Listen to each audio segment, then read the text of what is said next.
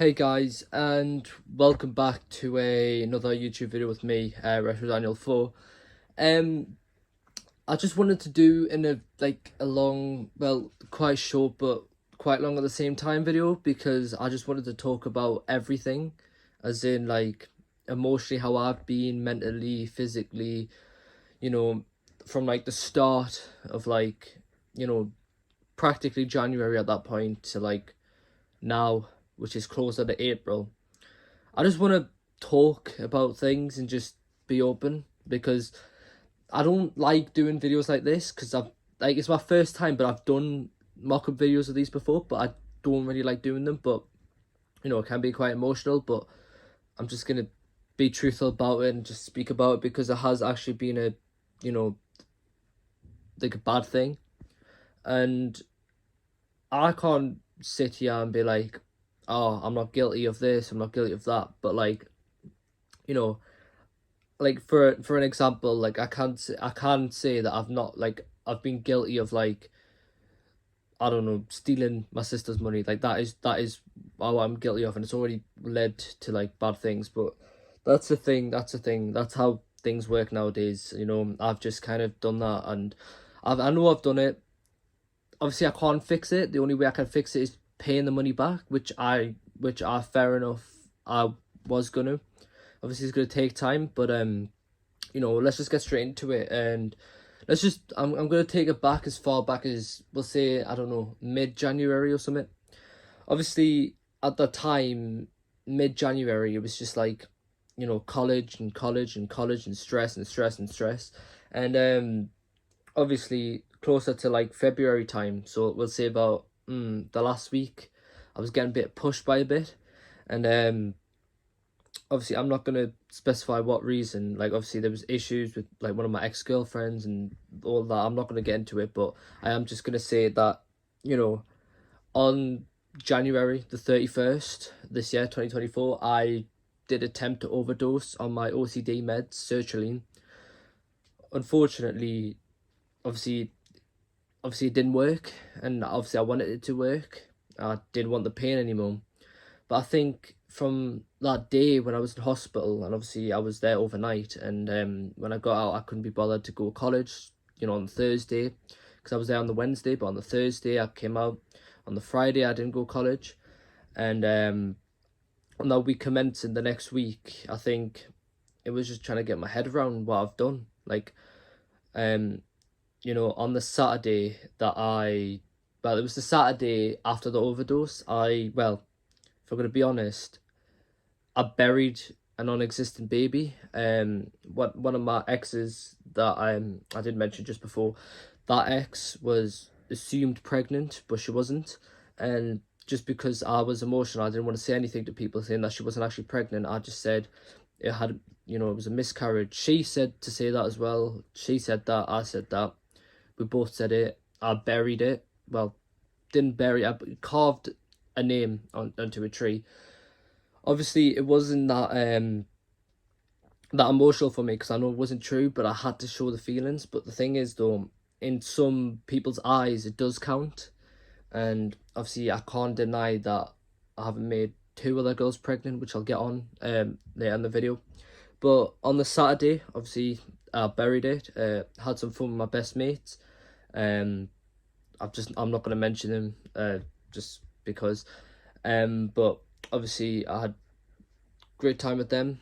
Obviously, I didn't really plan the way things did.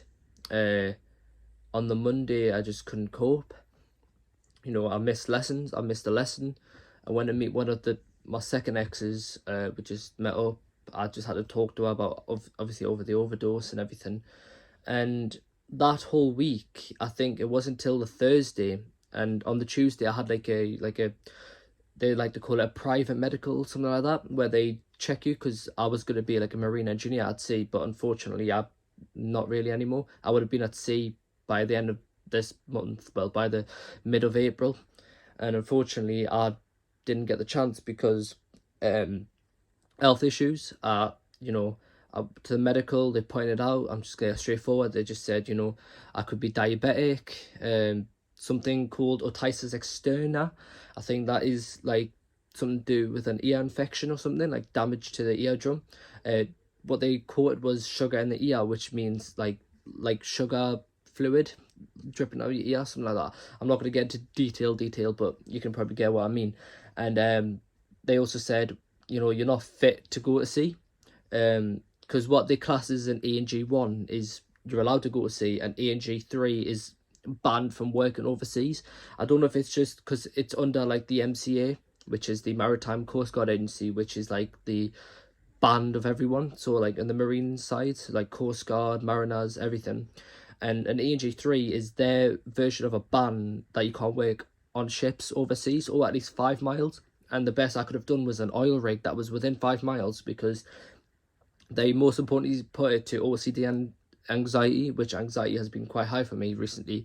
And obviously it has been terrifying. Obviously anxiety has been a bit high and stuff. And since the overdose, I've been given I got a prescription the week on that Thursday, the same Thursday where college pretty much said,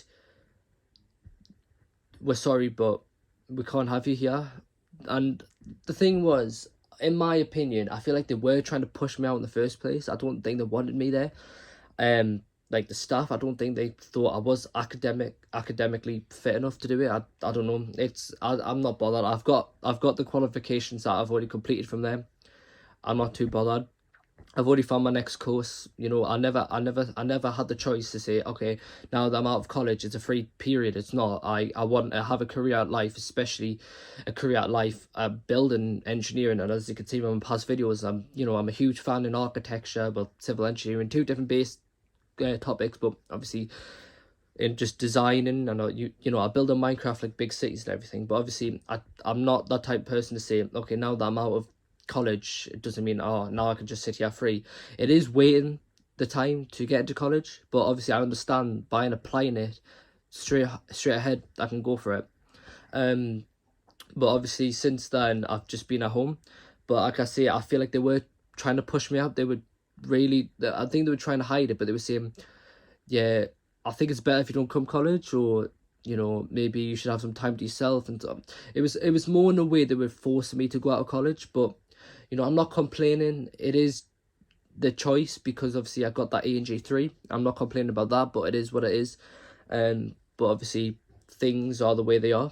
Moving on, we've got a few more weeks ahead. So we're going to February. February was the crazy time. It was kind of like getting things back to normal in a way, because I think I needed to be like, yeah, I have to get back into that like routine of going out and everything. I still go out, I still went at work, and it didn't stop me.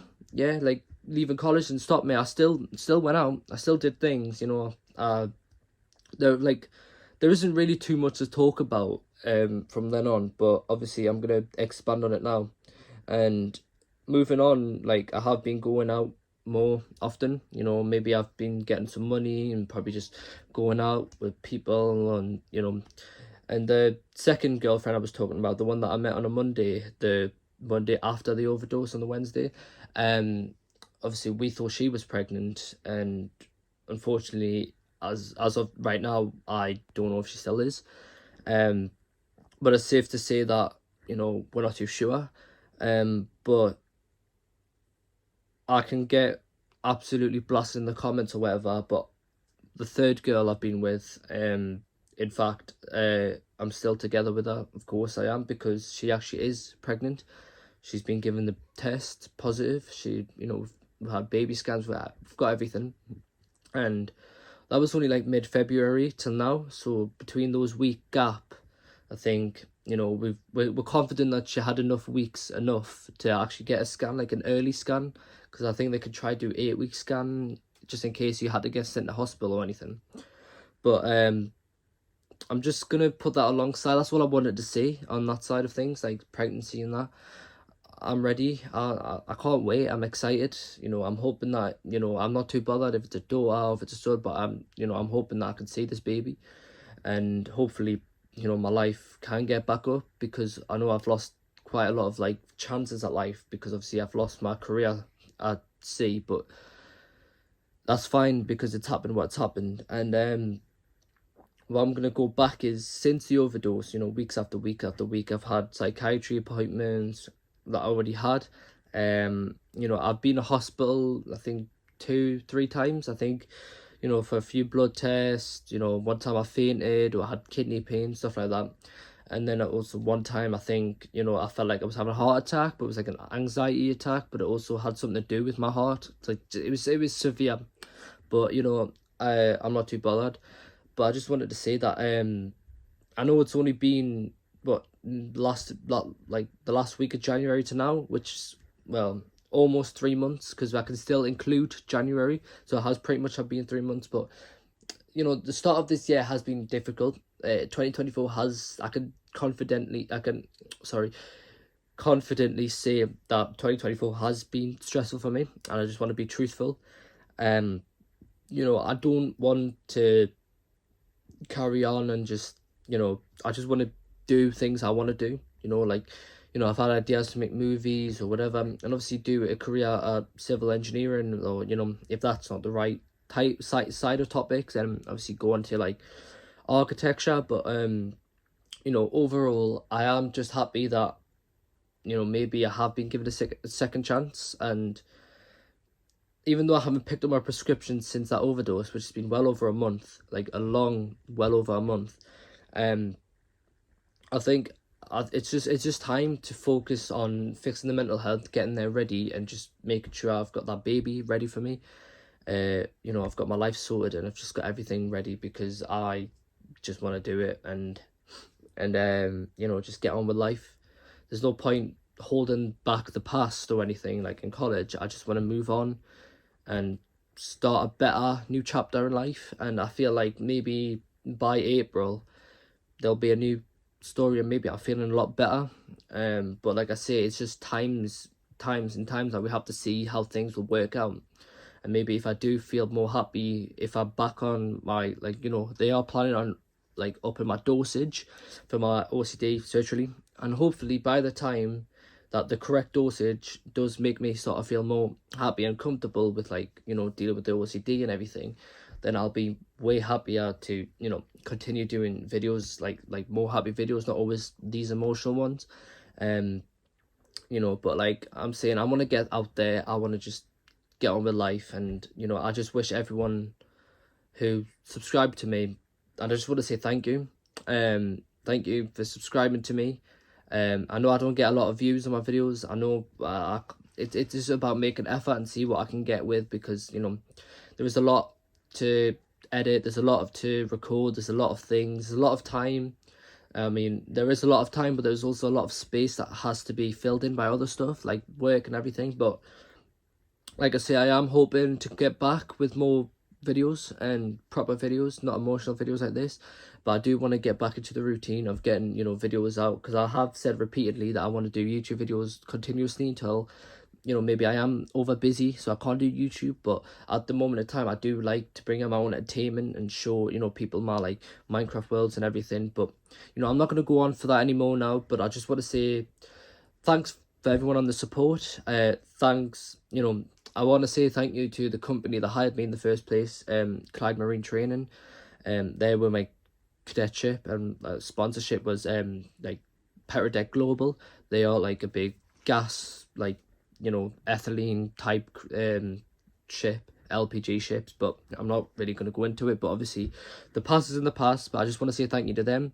I do want to say thank you to Newcastle as well, because their support has helped me. You know, I felt like I'm in a bigger community now, that I'm doing other rules there now. But like I say, overall, just thank you to all the jobs I've had, and thank you for all the support I've had on YouTube. And, you know, hopefully I can keep pushing these videos, and by the time, you know, hopefully we'll get a bigger audience and a bigger space. But thank you guys for watching, and there should be a clip of my brand new song at the end of this. So I'd like to see you guys later, and hopefully there'll be a new video out soon.